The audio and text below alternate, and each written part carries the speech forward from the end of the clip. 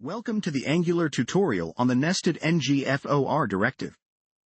Let's begin by importing the component decorator from the Angular core package. This is essential for creating an Angular component. Here, we define a new Angular component with the selector app matrix display. This selector is used to integrate the component into an Angular template. We also start defining the component's template inline using backticks for a multi-line string. Our template will render a table. This table will host our matrix, displaying the rows and columns defined in our two-dimensional array. We start a table row with the tr tag. The ngFor directive is used here to iterate over each row in our matrix. It creates as many tr elements as there are rows in the matrix array. The let I equals index syntax allows us to capture the index of the current row.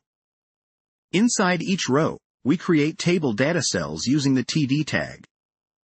Another ngFor directive is used to iterate over the elements in each row array. Similarly, let j equals index keeps track of the current column index. Within each td, we use Angular's double curly braces to interpolate the current cell's value. This will display the element from our matrix directly in our table cell. We close the td tag to complete the definition of our table cell.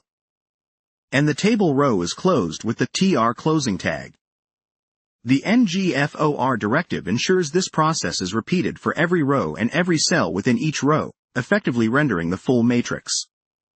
Finally, we close the table with the table tag. Our template is now complete, and it will visually represent the two-dimensional array as a matrix.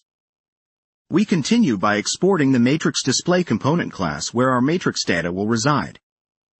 Inside the component, we declare a property matrix, which is an array of number arrays, representing our two-dimensional matrix.